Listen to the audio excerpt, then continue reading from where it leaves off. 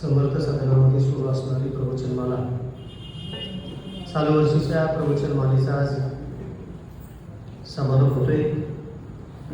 मला या ठिकाणी बोलण्याची संधी उपलब्ध झाली. खरं तर तुका म्हणे गुण चंदनाची अंगी तैसे तुम्ही जगी संत जगत, किंवा वाढावया सुख भक्तिभाव धर्म कुलाचार नाम विठोबाचे. श्री गुरु अण्णांविषयी जर बोलायचं झालं, ज्या घराला, ज्या संस्थेला अण्णांची पावलं लागलेली आहेत, त्या त्या ठिकाणी अण्णांनी वाढावया सुख, तिथला भक्तिभाव, धर्म, कुलाचार, संध्या, जप, तप, ध्यानधारणा आणि त्या त्या घरातली लोक व्यसनमुक्त, सुसंस्कृत आणि सदाचारी करण्याचा आयुष्यभर अण्णांनी प्रयत्न केले. खरं तर वारकरी संप्रदायामध्ये प्रवेश करणं हे फार सोपं आहे. वारकरी संप्रदायातला प्रवेश अतिशय सोपा आहे, पण वारकरी संप्रदायामध्ये टिकून राहणं फार अवघड आहे, लक्षात ठेवा. आणि गेली 45 वर्षे स्वतःच्या कुटुंबाचा, स्वतःच्या घराचा, स्वतःच्या मुलाबाळांचा विचार न करता महाराष्ट्रभर सुख, शांती, भक्तिभाव, धर्म वाढवण्याकरता अण्णा रात्रंदिवस पळत आहेत. आज एक गोष्ट ऐकली मी की सदनामधल्या प्रवचनाला सुद्धा 32 वर्षे झाली. माझ्या अंगावरच काटा आला, लक्षात ठेवा. 32 वर्ष ही गोष्ट एवढी सोपी नाही. हल्ली गावातल्या पारायण सोहळ्यामध्ये 8 दिवस लोक सांभाळणं फार अवघड होते, लक्षात ठेवा. ते पण सदनासारख्या पवित्र ठिकाणी अतिशय व्यवहार चतुर आणि अतिशय बुद्धिमान लोकांमध्ये 32 वर्ष टिकून राहणं, मला वाटतं हे अण्णा सोडून कुणालाही शक्य होणार नाही, शक्यच होणार नाही. अतिशय प्रासादिक वाणी आणि तो प्रसाद समजून ग्रहण करणारे आपण सगळेजण श्रोते. उदाहरणच जर द्यायचं झालं तर आमच्यासारख्या अनेक दगडांना ज्याने सुंदर सुबक मूर्तींमध्ये त्याचं रूपांतर केलं, अशांना हजारो कीर्तनकार या महाराष्ट्राला अण्णांनी सहज बोलता बोलता दिले. आज आबांचं उदाहरण सांगितलं. आबांचा एक नातू आता MBBS करतोय आणि अतिशय मोठं कॉलेज, मुंबईमधलं सायन कॉलेज त्याला मिळालंय. पण सायन कॉलेजला, सायन हॉस्पिटलला MBBS डॉक्टर होण्याकरता अभ्यास सुरू असणारा मुलगा सुद्धा 2 टाइम संध्या करतो. हा बदल फक्त अण्णांमुळे. म्हणजे तो जिल्ह्यातून पहिला आला आणि 25 लाख विद्यार्थ्यांमध्ये 9,000 रँक त्याचा आहे. आणि आपल्या महाराष्ट्रातून, तुम्हाला वाटते महाराष्ट्रातून 900वा, महाराष्ट्रातून 900वा आणि 25,000च्या आत आहे महाराष्ट्रात, लाखो मुलांमधून. असे विद्यार्थी ज्यांच्यामुळं संध्या करतात, ज्यांच्यामुळं हरिपाठ करतात, ज्यांच्यामुळं रामकृष्ण हरी मंत्राचा जप करतात आणि व्यसनमुक्त, सुसंस्कृत आणि सदाचारी जीवन जगतात, हा अण्णांचा महाराष्ट्रावर असणारा फार मोठा उपकार आहे, लक्षात ठेवा. याचं मूर्तिमंत उदाहरण मी समोर आहे म्हणून मी बोलतोय, याच्यापेक्षा नाही. आज मी याच्यासाठी उभा आहे की गेले 45 वर्ष अण्णांनी महाराष्ट्रभर सातत्यपूर्ण, अविरत वारकरी संप्रदायाचा प्रचार आणि प्रसार निस्वार्थपणे केला. आज आलेली ग्लानी, आज संप्रदायावरती आलेलं संकट हे फार मोठं भयानक आहे. मी जाहीर बोलतोय याचं कारण सुज्ञ लोकच माझ्यासमोर. अण्णांनी गेल्या 45 वर्षामध्ये कधीही आपली वाणी भ्रष्ट केली नाही.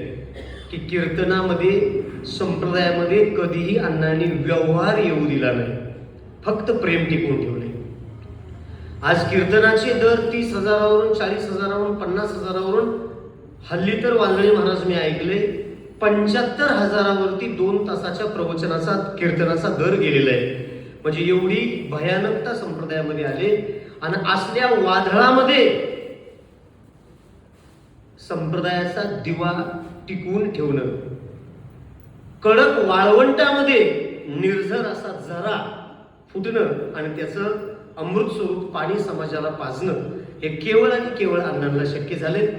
या आजपर्यंत केलेल्या सेवेचं फलित गेल्या 61 वर्षामध्ये 46 वर्ष संप्रदायाची निस्वार्थपणे केलेल्या सेवेचं फळ वारकरी संप्रदायाचा मोठ्या प्रतिष्ठेचा पुरस्कार वैकुंठवासी चैतन्य सद्गुरू श्री तात्यासाहेब महाराज, आबासाहेब महाराज वारकरी पुरस्कार माझे श्री गुरु श्रद्धास्थान आदरणीय गुरुवर्य प्रमोदजी महाराज यांना जाहीर झालेला आहे. ही आमच्यासाठी फार मोठी गौरवशाली बाब आहे. म्हणजे वास्कर परंपरेचा पुरस्कार श्री गुरु अण्णांना जाहीर झालाय. याच्याकरताच मी यापूर्वी 4 मिनिटं बोललो. हे फक्त 46 वर्षे केलेल्या निस्वार्थ सेवेचं फळ आहे. मी अण्णा तुमची परवानगी न घेता आम्ही सातारकरांच्या वतीनं आम्हाला एवढा आनंद झालाय की फक्त आम्हाला एक सातारचा प्रसिद्ध कंदी पेढा, एक वारकरी नागपुरी उपरणं आणि पुष्पहार देऊन आपणास या ठिकाणी आम्ही सन्मानित करणार आहोत. मी आदरणीय बबनरावजी साप्ते दादा, श्री आदरणीय माने आबा, संजयजी महाराज वेळुकर, आदरणीय मदनरावजी कदम सर, प्रकाशजी शिंदे आबा, मी यांना विनंती करतो, मी दादांना सुद्धा विनंती करतो, आमचे आदरणीय वांगडे दादा, आपण या ठिकाणी येऊन एवढा मोठा वारकरी संप्रदायातला मानाचा पुरस्कार श्री गुरु अण्णांना या ठिकाणी जाहीर झालेला आहे. सर या ना.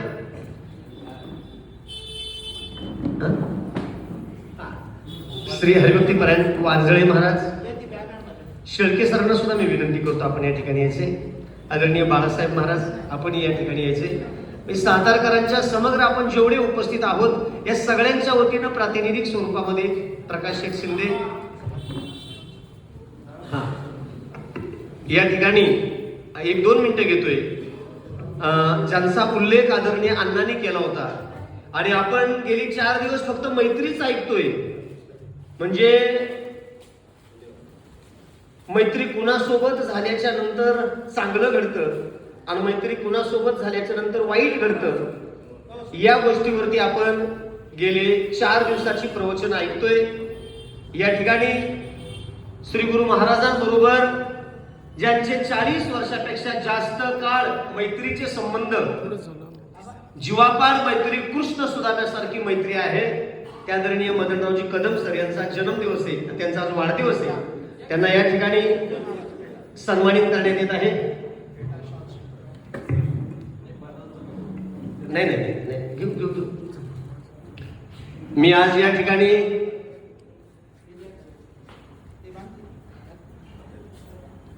ही मैत्री कायमस्वरूपी अबाधित राहावी आणि जिथं राग असतोय तिथं मैत्री नसते आणि जिथं रुसणं असतं तिथं मात्र मैत्री असते.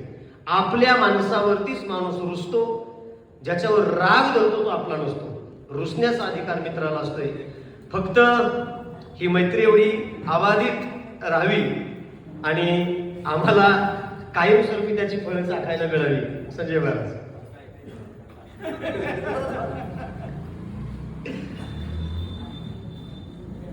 सर आणि अण्णा, आम्ही महाराष्ट्रभर, संपूर्ण देशभर आणि हल्ली तर देशाच्या बाहेर उड्या मारतोय, ती फक्त तुमच्या दोघांच्या जीवा उड्या मारतोय.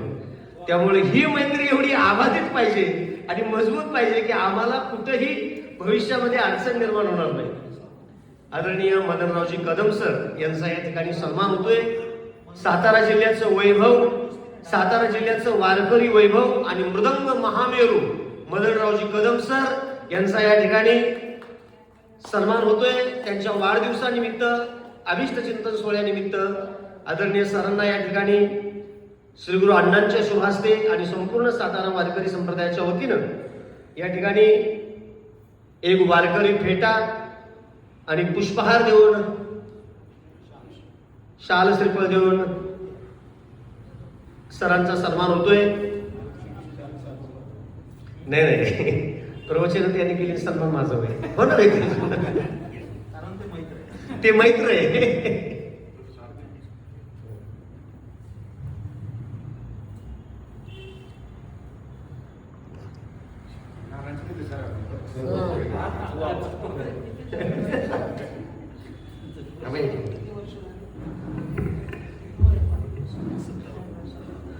सत्तावन्नावा वाढदिवस, पुढच्या वर्षी पूर्ण वेळ. जोरदार टाळ्या वाजवा सर्वांनी. माऊली ज्ञानेश्वर महाराज की जय, जगद्गुरु तुकाराम महाराज की जय.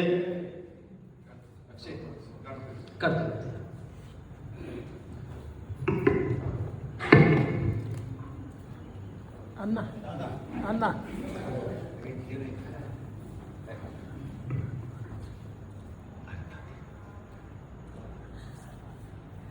या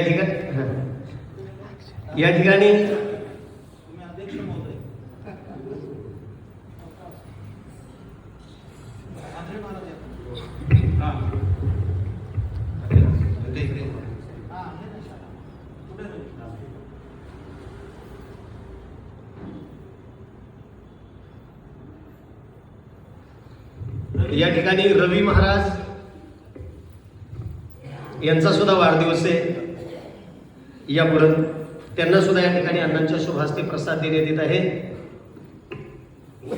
अण्णांवरती ज्यांची नितांत श्रद्धा, श्री विठ्ठलधाम प्रति पंढरपूर क्षेत्र आंबेघर मध्ये ज्यांनी 8 वर्ष राहून शिक्षण घेतलं, आज ज्ञानोबाराय वारकरी गुरुकुल स्वतः स्थापन करून शेकडो विद्यार्थ्यांना शिकवण्याचं काम करतायत. आणि तसं नातं जर म्हणलं तर रवी हा अण्णांचा नातू लागतोय. कारण मी अण्णांचा शिष्य आहे आणि रवी माझा शिष्य आहे. अण्णा रवीचे आजोबा आहेत आणि आजोबांच्या हस्ते रवीचा या ठिकाणी सन्मान होतो. जोरदार टाळ्या वाजवायच्या सर्वांनी. या हातामध्ये हरिविठ्ठल श्री ज्ञानदेव तुकाराम माऊली ज्ञानेश्वर महाराज की जय. या ठिकाणी सातारकरांच्या वतीनं जो वारकरी संप्रदायातला प्रचंड उंचीचा आणि मानाचा पुरस्कार आबासाहेब वासकर महाराजांच्या नावानं दिला जाणारा हा पुरस्कार या ठिकाणी अण्णांना जाहीर झालाय. 3 नोव्हेंबरला त्या पुरस्काराचं वितरण आहे. पंढरपूर या ठिकाणी सद्गुरु चंद्रशेखर महाराज देगलूरकर यांच्या शुभ हस्ते त्या पुरस्काराचं वितरण आहे. विठ्ठल महाराज वासकर त्या समारंभाचे अध्यक्ष आहेत आणि एवढी मोठी आनंदाची बातमी आज घोषित झाली, जाहीर झाली आणि म्हणून सातारकर या नात्यानं अण्णांना या ठिकाणी आम्ही सन्मानित करतोय. मी सर्व सातारकर, आता सर्वांच्या नावाचा उल्लेख पुन्हा करत नाही, आपण पुढे येऊन सातारचा कंदी पेढा, पुष्पहार, शाल श्रीफळ देऊन अण्णांचा सन्मान करायचा आहे.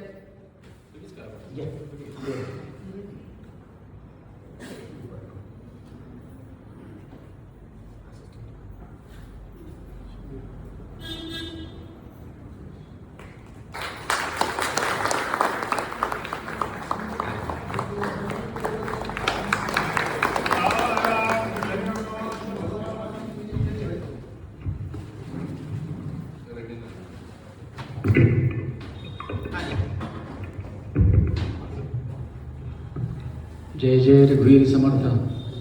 गेले 5 दिवस आपण प्रमोदजी महाराजांचं अतिशय सुंदर असं प्रवचन ऐकत आहात.